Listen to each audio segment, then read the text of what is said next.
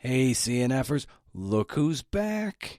The Creative Nonfiction Podcast is sponsored by Scrivener. Yes, Scrivener was created by writers for writers.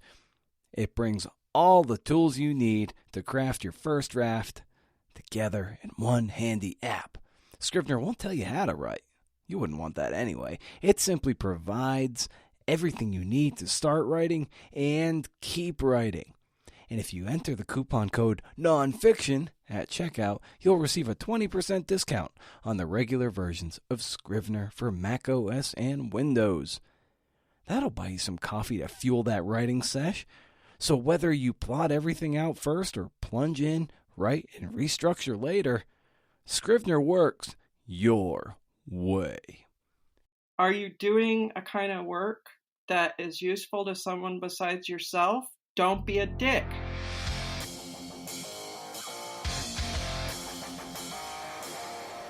Well, hey, CNFer, how are you? CNF, this is a Creative Nonfiction Podcast. Then again, you know that. The show where I speak to badass people about the art and craft of telling true stories. Today I talk to none other than Lidia Yuknavitch. Yeah, I know. That happened. Before I get to that, keep the conversation going on social at CNF Pod. Link up to the show if you think it's worth sharing. Digital fist bumps for those who do. Well, maybe not for a while because I'm doing another one of those famous Brendan social media detoxes. And I'm not coming back until I finish my book.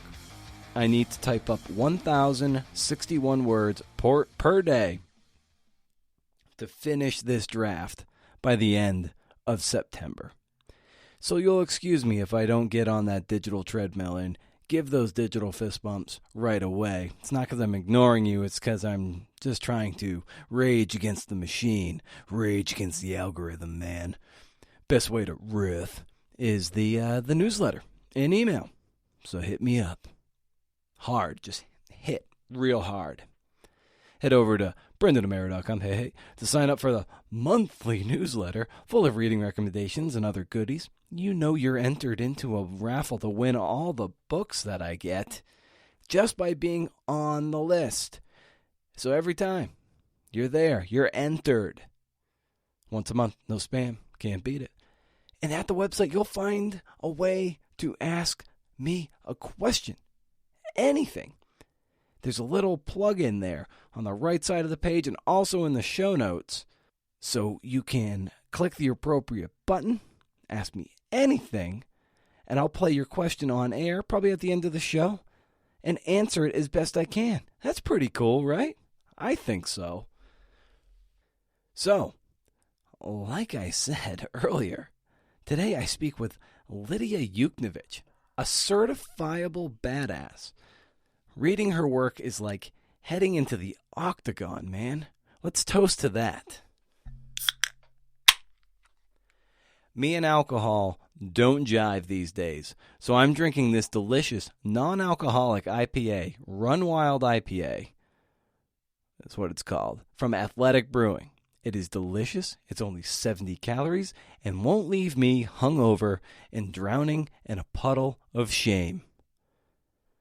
That's not even a paid plug. That's just me very happy about finding a non-alcoholic beer that tastes delicious. You know, you need a personal trainer to get in shape, so why treat your writing any differently? Whether you're working on a book, a query letter, or an essay, I want to help you get where you need to go.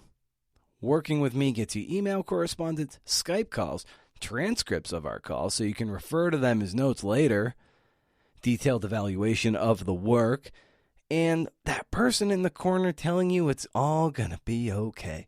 So if you're ready to level up, I'd be honored and thrilled to serve you in your work. Email me and we'll start a dialogue. How does that sound? Well, anywho, Lydia's latest work is Letter to My Rage. It's a short little ditty. It's published by Scribd. Lydia is also known for the memoir or anti-memoir or hybrid memoir, The Chronology of Water, and the novels The Small Backs of Children, The Book of Joan, and her latest collection of stories called Verge. She's at Lidia Yuknavitch on Twitter. She's LidiaYuknavitch.net on the web. And she's a badass. And here she is.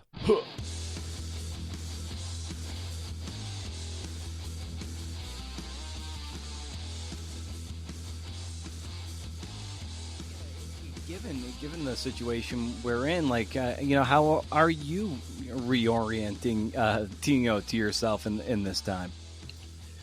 Well, we're definitely holding steady with minor plummets into despair and fear. Right.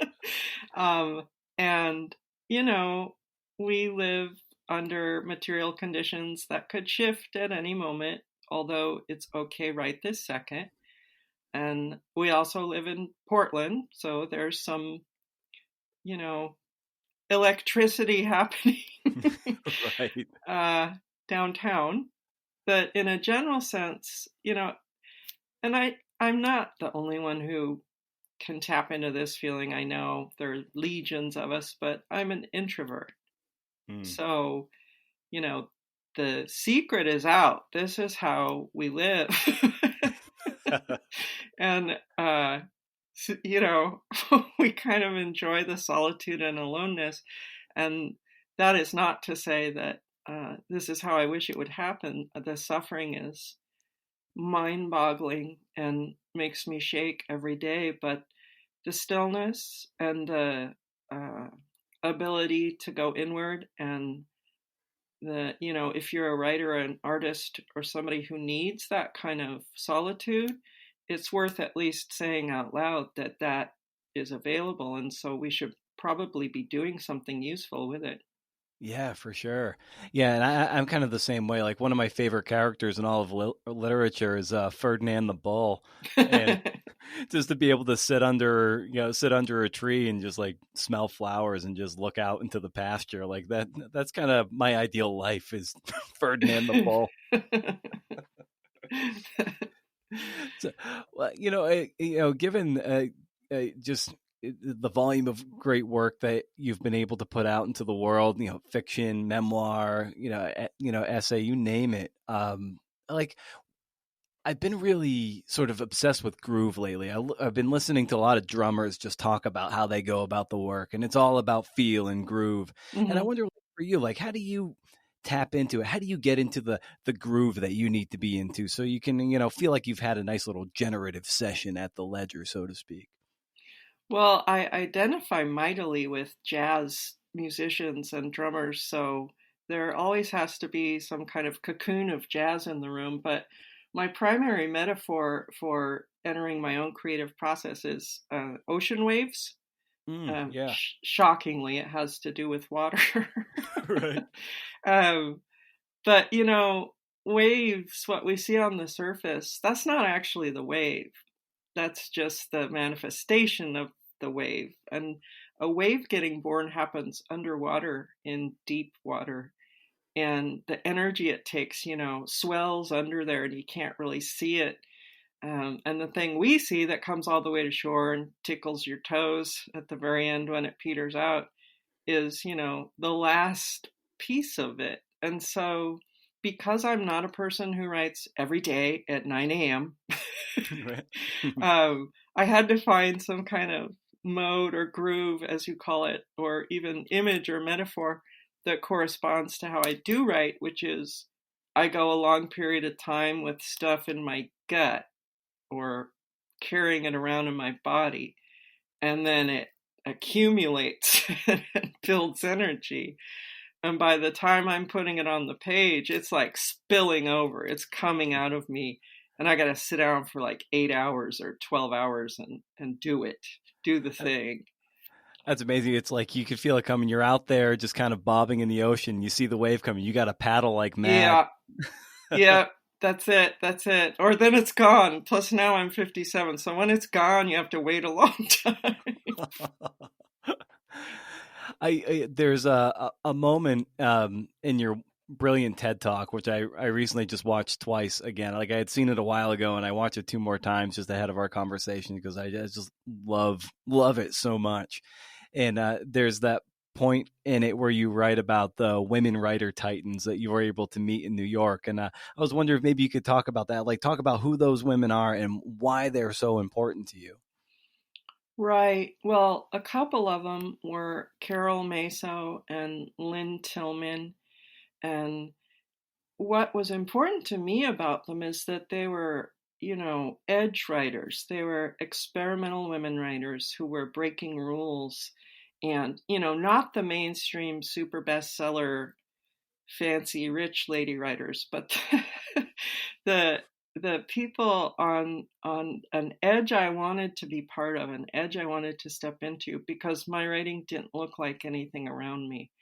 And so the Titan element to me, I don't know who did and didn't know who these women were, but in my personal canon, they were everything because they sort of ripped open a space for writers who were inventing to inhabit.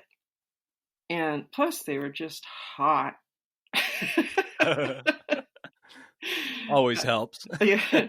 And to me, hot may be different than definitions for other people, but I think women over 50 years old enter a hotness that we haven't even caught up with language wise.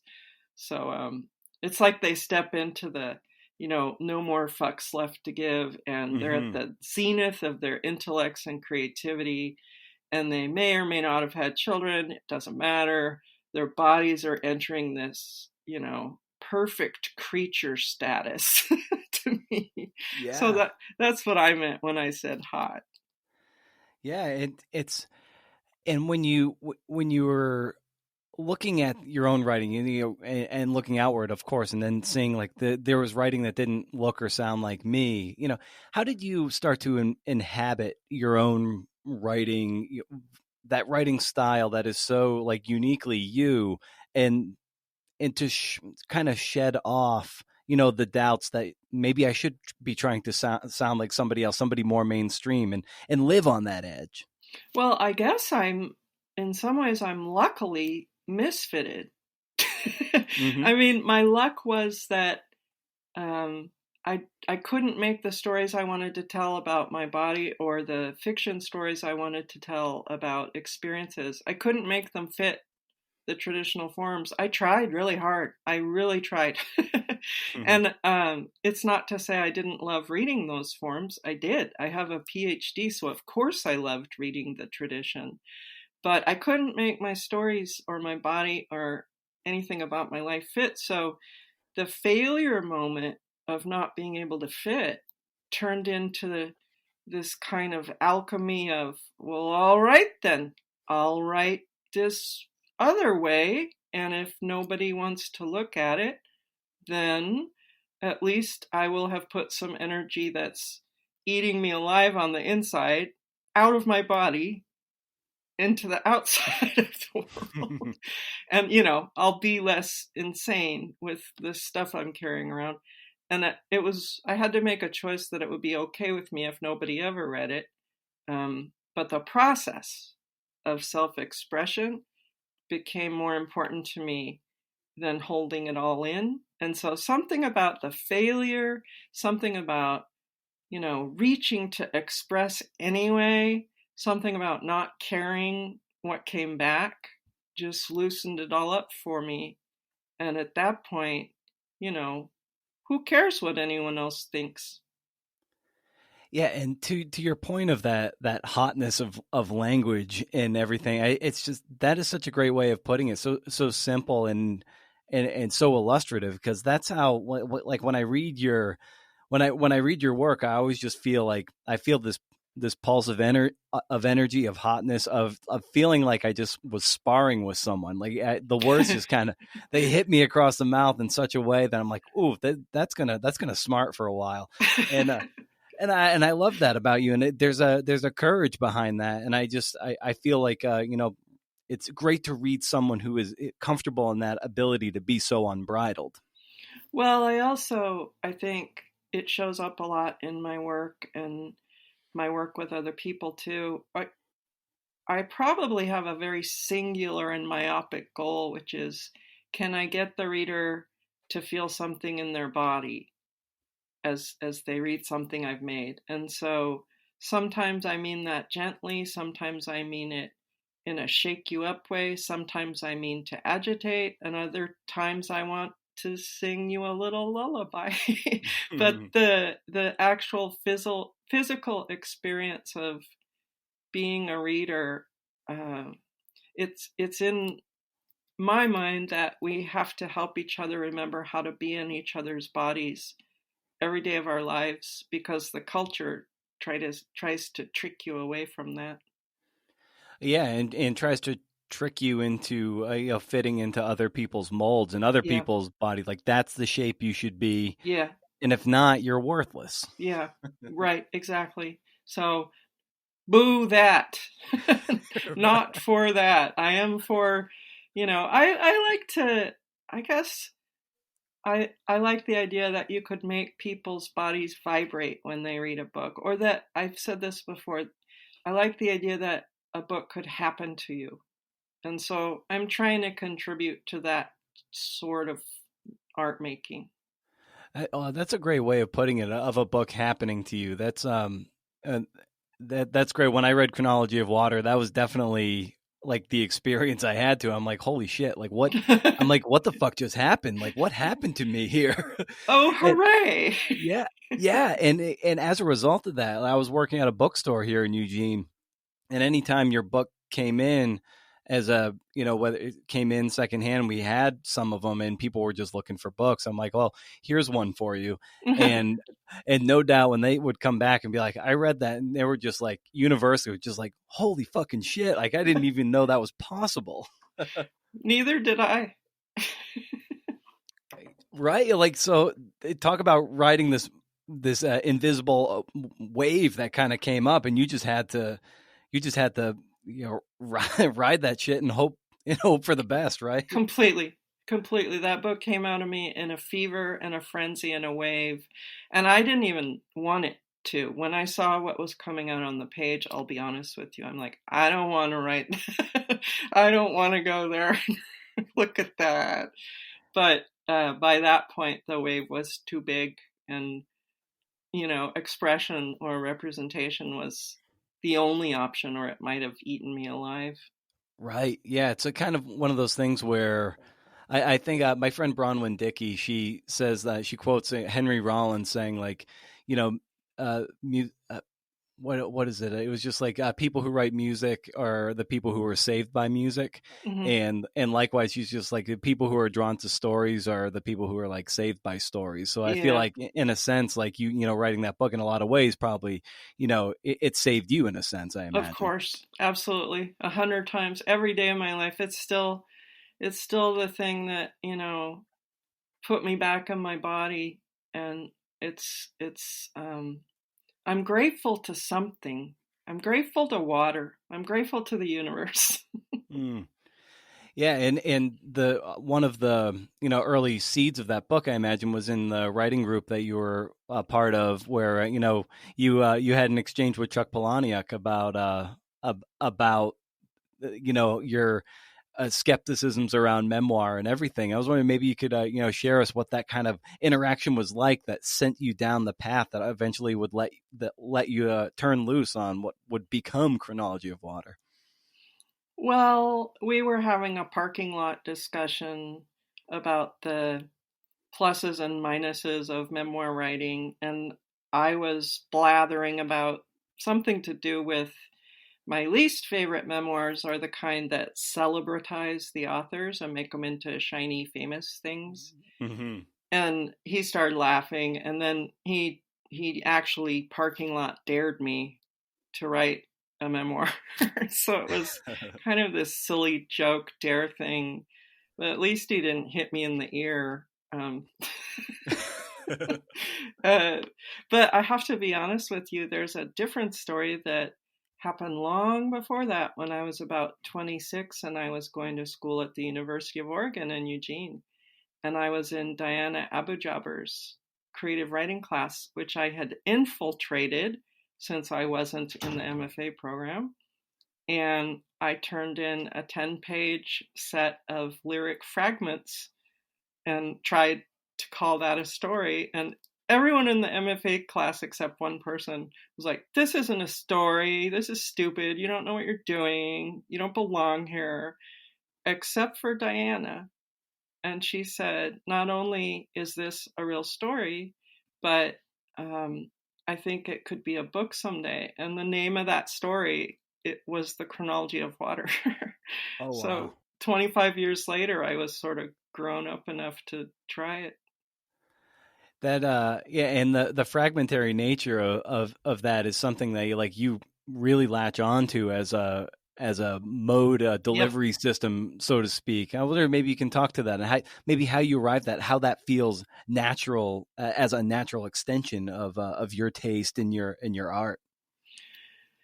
Well, so nothing about my life has jived in terms of a linear narrative that holds still and makes sense. My my whole life has felt like a series of jolts and ruptures and retinal flashes.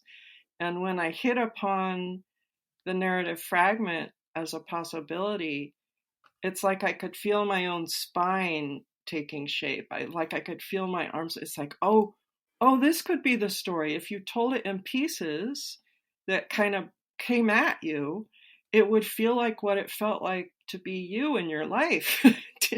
And I don't think I'm alone in that. I think there are legions of people who either come from difficulty or damage or abuse or poverty or dispossession, or who are gravitate toward writing in pieces as a way to tell the story differently than linear, seamless narrative.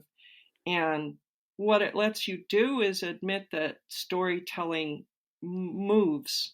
It can move around, it can be broken apart, it can repeat, it can accumulate, it can disperse.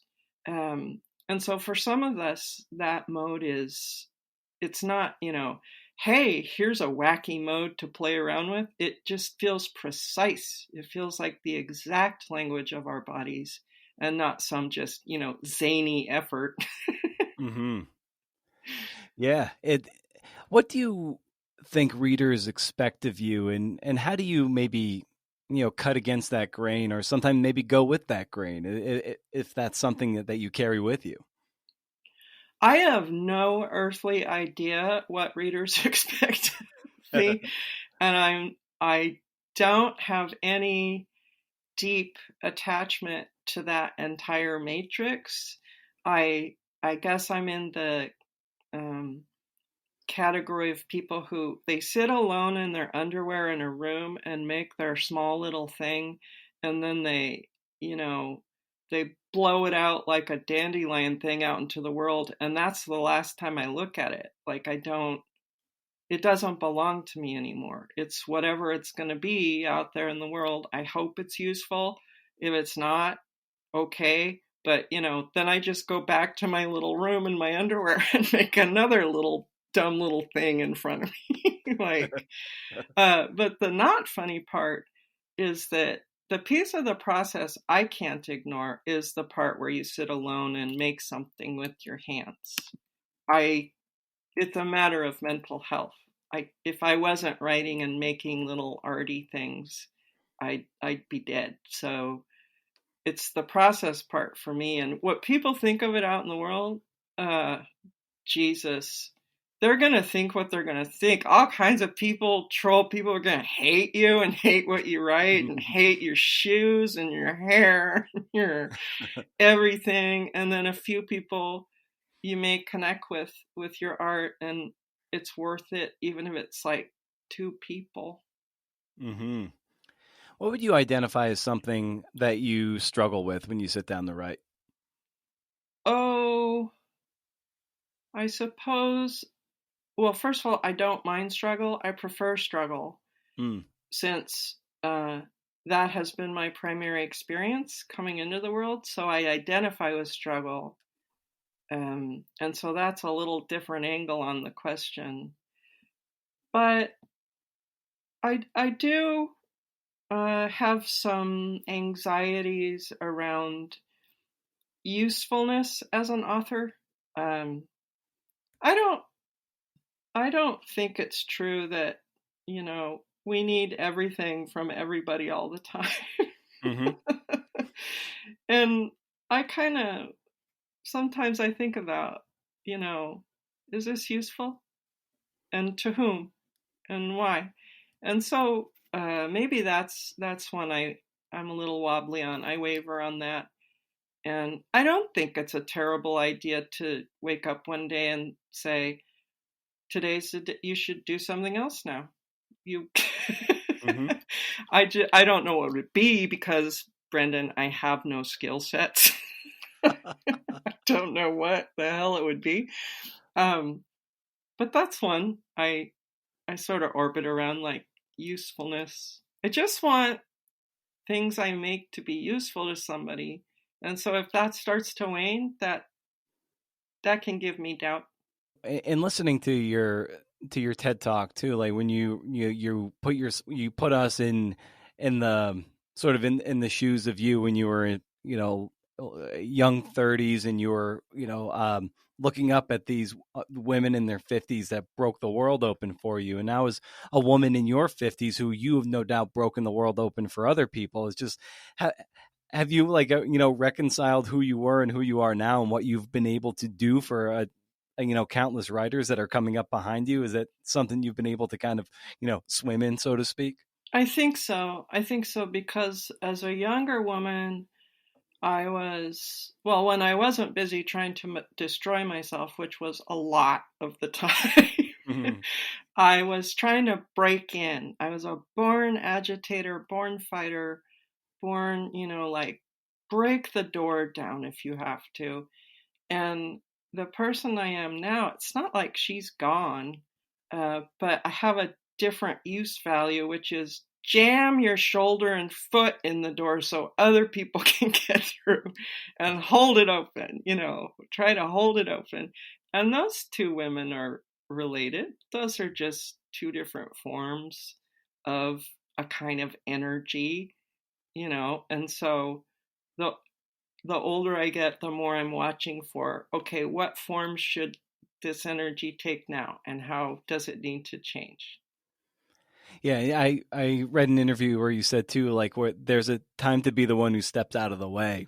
Yep, Also, yep, I'm looking hard at that. Well, given the times, um, there's all kind of ways you can do work, and some of that work can be off stage, off center, behind the curtain, and it's still incredibly valid work. yeah, and I also read too that that painting is a big influence on you as well, and I think it's a way to you can, in a sense, you can step aside to that for your own kind of inspiration, open the door for other people, but also put stuff in your tank Yeah. too. So how important is that and other artistic media that that does maybe create the wave that's pulsing deep in the ocean that will hopefully crest into something that you can ride? Painting is huge for me. It's not huge in that I do it a lot because I'm too chicken shit. Like I'm still trying to step into some courage there because I love it, and it opens up my whole body to artistic rhythm expression. Like it makes my fingers tingle. Uh, but looking at the work of other painters is mind-bogglingly important to me. Something about the abstract image. I'm particularly fond of abstract expressionism, but any painting really. Something about the painted image just, um, it's like it bypasses language, which is my environment for the most part. And so I'm always in the ocean of language, but painting bypasses that word thing and more like painting is more direct to my actual internal organs. Hmm. And it speaks to me deeply, but I turned out to be a word creature, so. I read that that you said the whole process of writing or making art is a metaphor for that stepping into an unknown possibility, and so the fear is a portal. And I love that. So how did you arrive at that, and to be able to dance with that fear, to enter that portal and to write things, create things that are uncomfortable? I think writing the Chronology of Water was a big breakthrough moment for me in terms of your question. That I wrote that book kind of put me through the crucible of fear in a very tangible way. Um, and so writing that book, and I guess a little bit that damn TED Talk, because I honestly thought it was possible I was going to die. And I was really glad my husband Andy was there, because if I did die, he could just kind of quietly collect me off the stage and, we could just sort of leave. But I think the more true answer is that I've been afraid all my life, Brendan. I was the kid who was the crybaby, and I wet my pants a lot, and I was scared to talk. I was scared of my father. I was scared of being out in the world. So terror was an early common experience for me. And somewhere, I don't know, in my tweens or early teens, I don't think I could have articulated it this way then, but it sort of dawned on me I had to make a choice, that I was either going to die from all that terror, and, just never be able to get through life, or I was going to have to turn it into a door and walk into it, walk through it. And once I got myself out of my father's house, it seemed possible I could keep choosing to not make fear the end point, but make fear something you step through. And it's still true. I'm still scared every day of something. Yeah. I'd prefer to stay in bed. I'd prefer not to leave the house.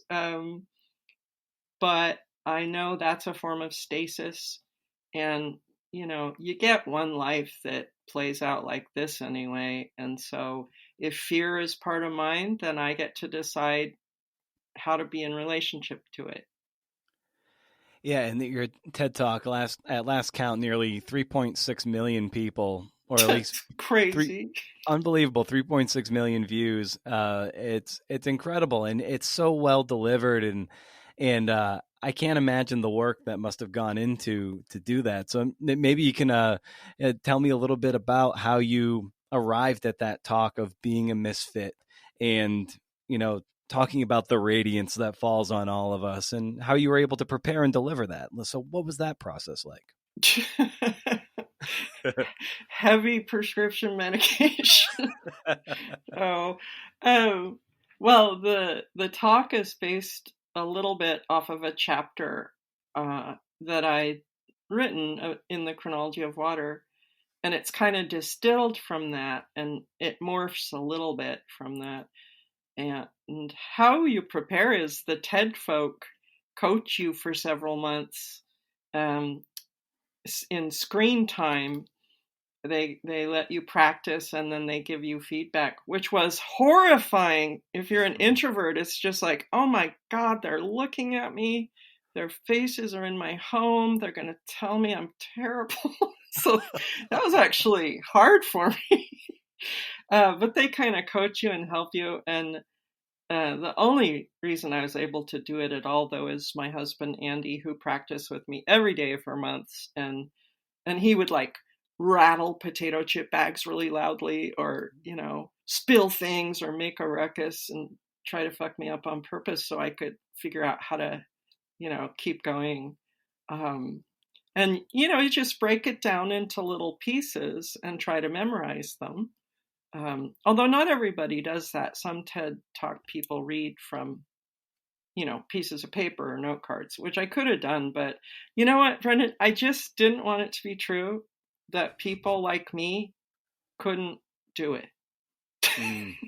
And I knew there would be some other people out there who, they just want people who are as misfitted as we are, or nervous or scared or bumbly, to also get to be up there. And I saw much more bumbly people than me, but nobody but Andy will ever know how close to death I actually was.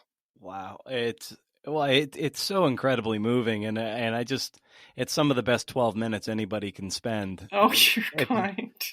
I mean it, and it's just everything you talk about, and maybe it's because maybe on a certain level too. I feel what you're talking about there, and you also you talk about the shame that a misfit can carry, and also that feeling of maybe you don't deserve, Yeah. to live out your dream or you live out your vision, whatever that is. And, Yeah. it's, yeah, just maybe you can talk about how, where the seed of that, where that comes from and how you're so, beautifully able to articulate that. Well, it's true for me in my life and identity, and it's also true for the people I tend to collaborate with and work with and try to be of use to. That, some people call it being damaged or broken, or, coming from rough beginnings of some sort that left you feeling fragmented in ways you just never quite get over. um, it's helped me to understand that maybe there are things we can redefine from that very position, like what we spoke of earlier.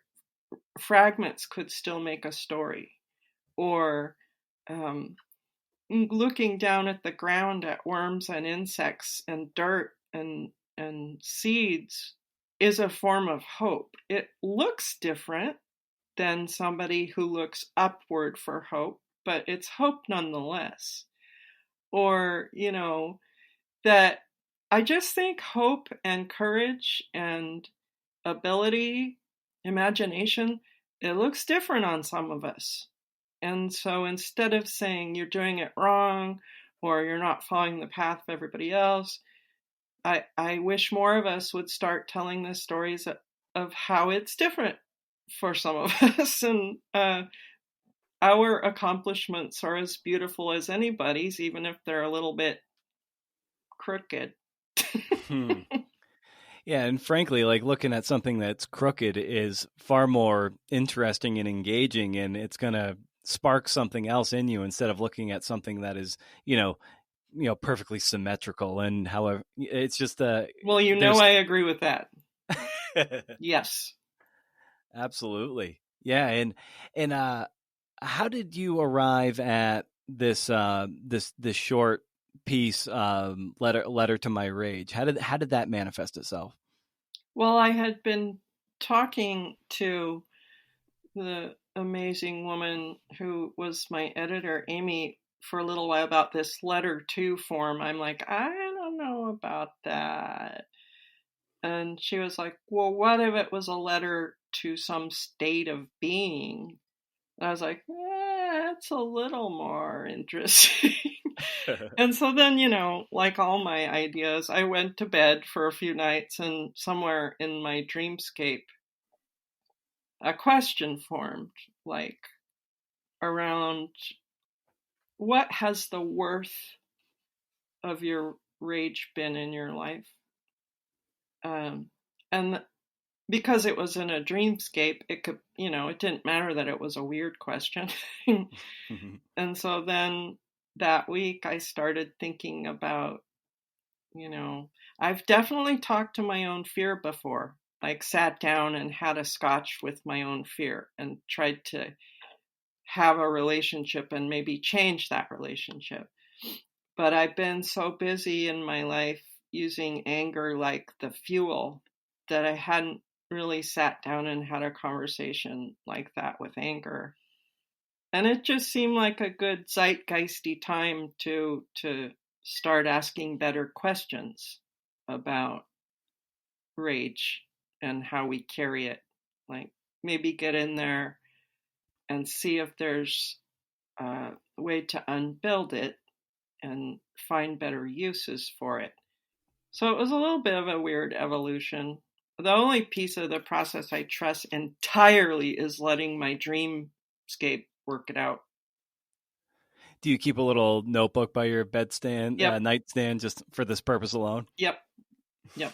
And over the years, I've come to trust it much more than waking life. Right.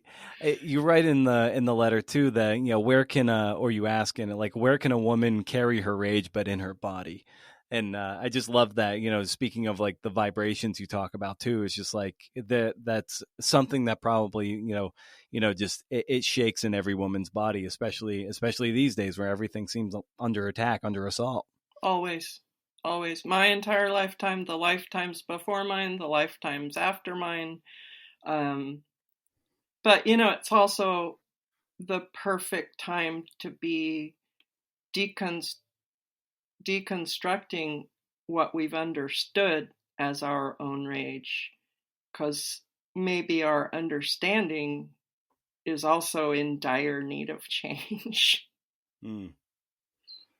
When did you become, when did rage start riding shotgun in your life, or maybe even taking the wheel? Like, when did it enter your body, so to speak? Well, it's such a tricky energy, isn't it? And I tried to start at the origin story of my life in that essay, so I start being a baby coming from my mother's body. It's like, and asking, is that where it started? Is that the origin story? And then I moved to my father and our house and growing up. And, I kind of move through rage stages as if they're developmental in a life. But at a certain point, you have to kind of face off with the use value. And so I can say a sentence like, it is absolutely true that rage, my rage, got me out of my father's house, and my father's house was abusive. So that's good, right? Yeah. Some of us can say that we needed rage to get free of something. On the other hand, when rage just spirals in a body, or when rage festers in your gut or heart or spine, it can turn self-destructive or harmful to others. And so that's not good. And so by tracking the sort of organism of rage in my own body, even if all I got to in this essay is, okay, now we could have a conversation. That would be enough. It's like you have to sift it loose from your story and your body and your life just to get to the better questions. So maybe there's another essay down the road that's like, okay, I cleared that out. Composted this shit. Could we now talk about what might be some better distributed and more useful ways to use our own very formidable kinds of angers? Do you find that it's more fun and engaging for you as a writer to live and write in questions versus, trying to tidy up everything nicely and answer it, just to kind of swim in the philosophy of it? Yeah, I guess I'm one of those people who, I'm not even sure I believe in answers, but Mm-hmm. I do believe in energy and wrestling energy and redistributing energy to make better and better questions. Yeah, I think the life of things for me is in the questioning and less in the concluding. Yeah, yeah, I can see that, and in this piece too, it's one of the first things that I've read that's kind of come out of the pandemic times too, and so there's a rage and an anger built into that, and just in our current climate as we're cresting towards our most volatile election season, probably of all almost of all time. Yeah, So it's just like you feel that, speaking of the pulse of energy, I feel like that's coming kind of underneath this as well, right? agree. But I've been mightily interested in writers like Arundhati Roy's essay called Pandemic as Portal, or writer my friend Janice Lee has turned me on to recently, Bayo Amafalaki, who writes about the the virus being both, of course, this terrible thing, and there is suffering everywhere, but it is also this generative, unknown space of change and possibility. And so I'm trying to hold open some nuance in my own understanding of the virus and pandemic. Trees and animals in the sky and water are happier right this second. I Right. mean, not so Yeah. much in places where there are fires or drought or terrible, horrible suffering happen, but shifts are taking place geologically and atmospherically that are worth having a look at. And the people who worry me the most are the people walk around yearning for things to go back to quote unquote normal. I mean, if this isn't an astonishingly big opportunity for change, if we miss this too, I don't know, man. I don't know. I mean, it's like everything is ripping open, and if we still can't manage to change, I just hope, I hope that's not how it goes down. Yeah. Yeah, I know. It's just it's pulled back, it's kicked over rocks, it's opening a lot of scars, and Yeah, it's just like this is that really a watershed moment yeah, to make systemic change, and also just I don't know, just how we live yep, too, and not being as materialistic and not being so greedy. yeah, exactly. I don't want to go back to normal. Normal's how we got here. Absolutely. And there's in the letter too, there's just so many great lines in it. It's great that you can kind of you could read this thing, and yeah, I'm a pretty slow reader and I can read it in like 20 or 30 minutes. And it's so great to be able to ingest this thing. And some one line that struck me just so brilliantly. It was just like, mirror, mirror on the wall, who the oh, fuck you. I was never the fairest of anyone. I was instead a swimmer. I just love it. That was one of those lines that just comes across and hits you across the jaw. You're like, yeah. Well, I do tend to get myself into some trickiness on occasion with lines like that. When I start trying to talk about how if you keep women looking in their mirrors at themselves, you can trick them into forgetting that they have considerable agency.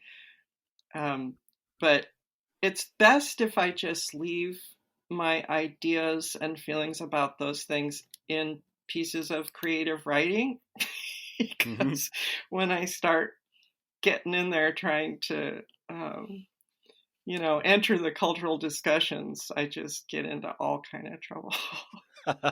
Do you find like when you like maybe in the early drafting of your essays or your writing that some of that stuff maybe crops through a little or comes surfaces a little more than you're comfortable doing, and then in the rewrites you're like, yeah, maybe I should turn the volume down Oh, here. never. I just feel like I should put all my fire onto the page, and like never at one time I entered a Facebook debate on yoga pants, and I got I got filleted. All right, well, all right, tell us a little more. No fucking way. I have nothing to say whatsoever about yoga pants. Sounds like No it. way. There's no way. Nope. Nope.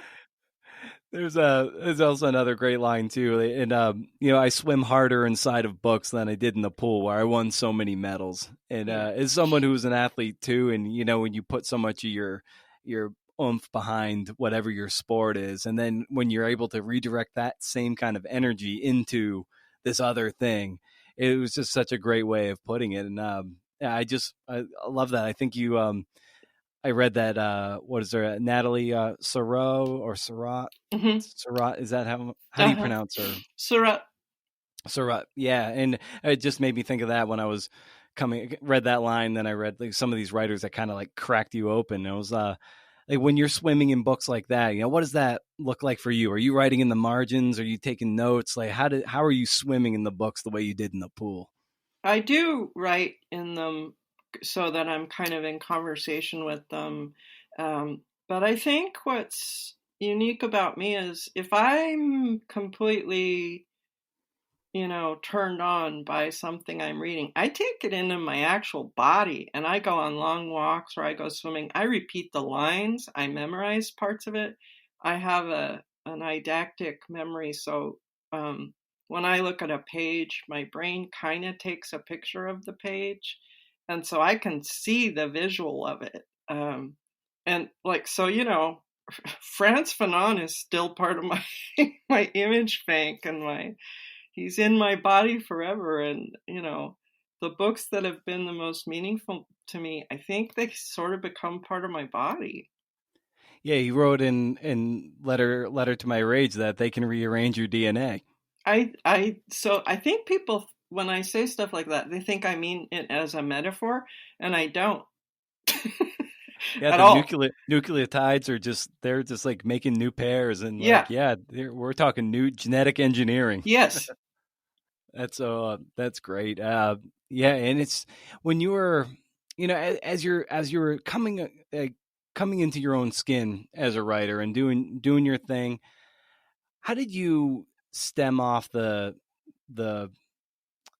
I guess the those competitive urges and those jealousy feelings that sometimes creep in as artists and creative people and looking over your shoulder? I wonder how you might have processed that so you were, putting better energy into your work. Well, so yeah, I guess the way my life has played out, um, jealousy's not something that makes its way in. I mean, I have an example. So I was accepted into Columbia in the creative writing program in my early 20s. It was the same year I won the writing prize to go to New York. Uh, and I decided not to go because I was broke and I took a job instead.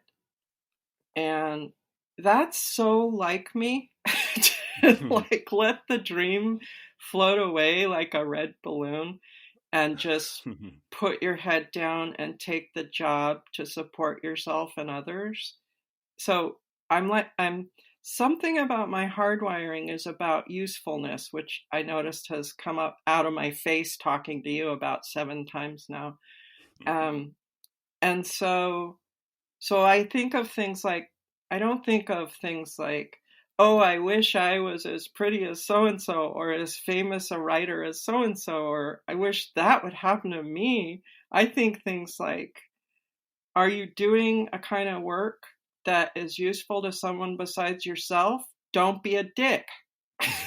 Like Yeah.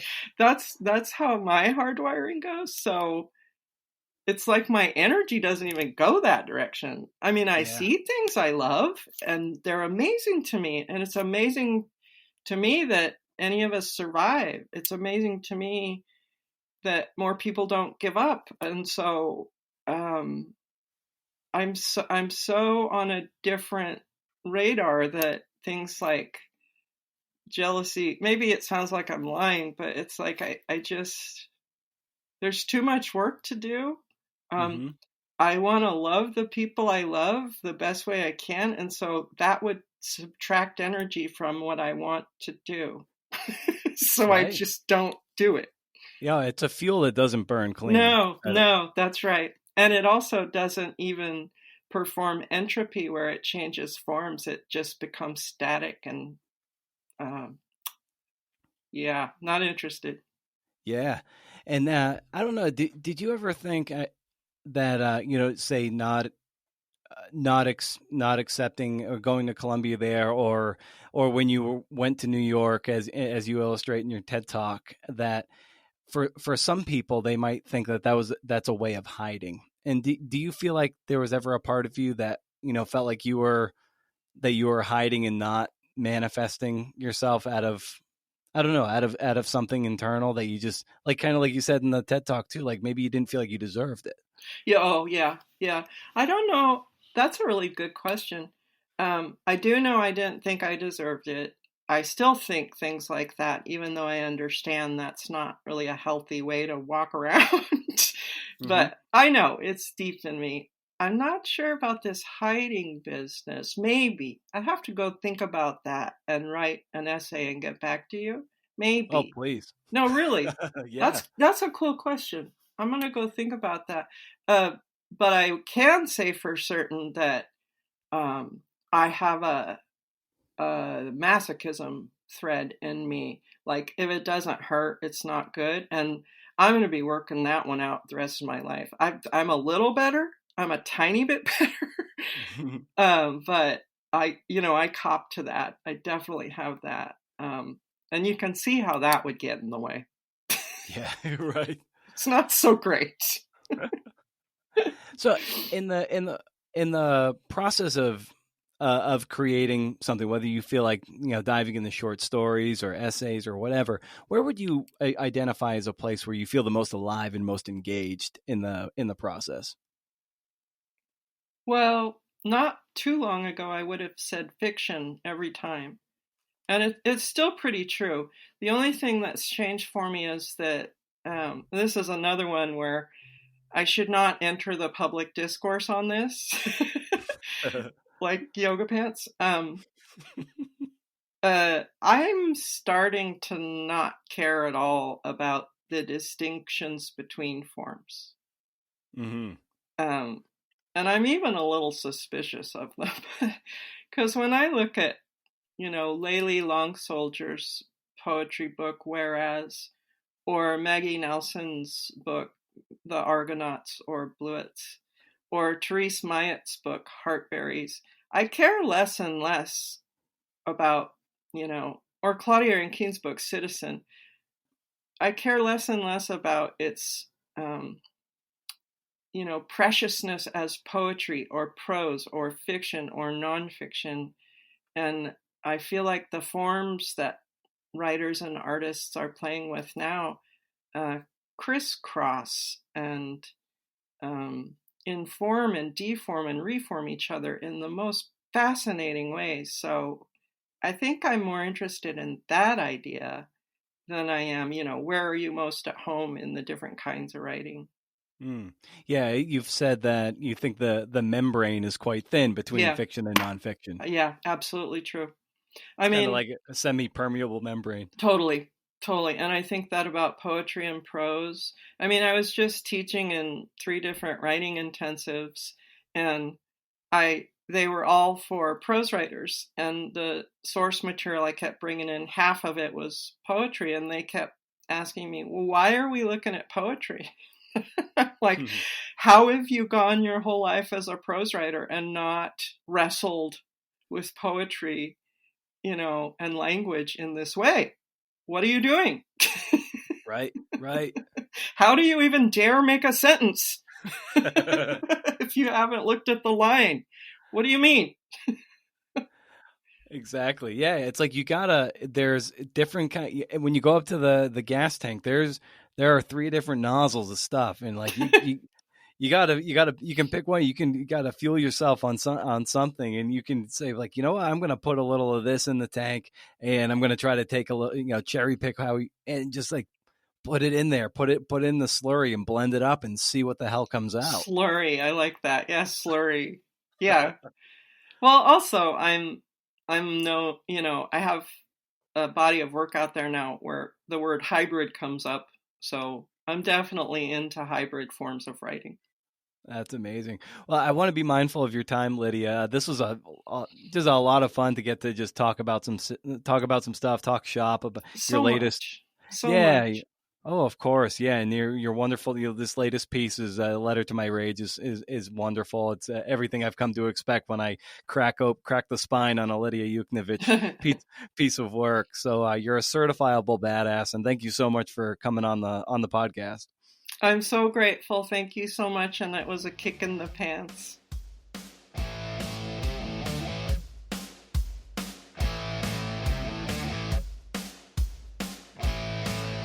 So how'd you like that?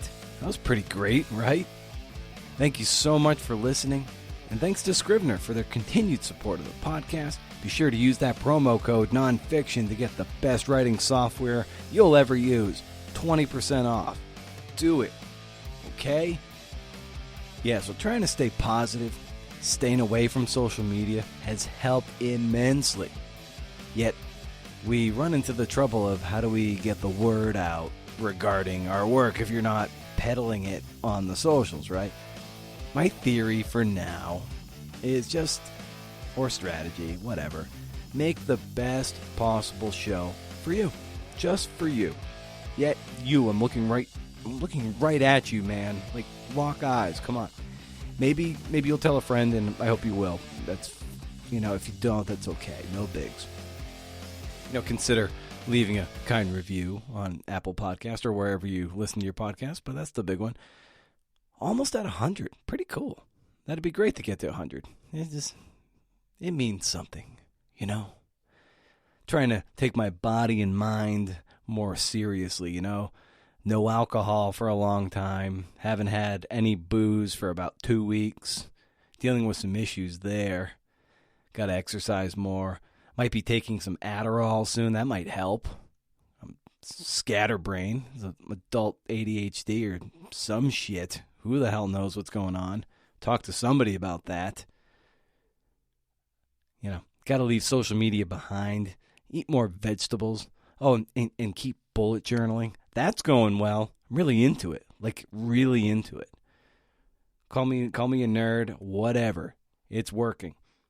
I haven't really bit my nails in a couple weeks. I know that's kind of gross, but, it's working. It's working.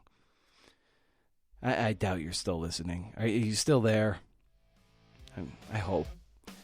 I'm putting this kind of thing at the end of the show just to play around. Get you to those interviews a little bit quicker than normal.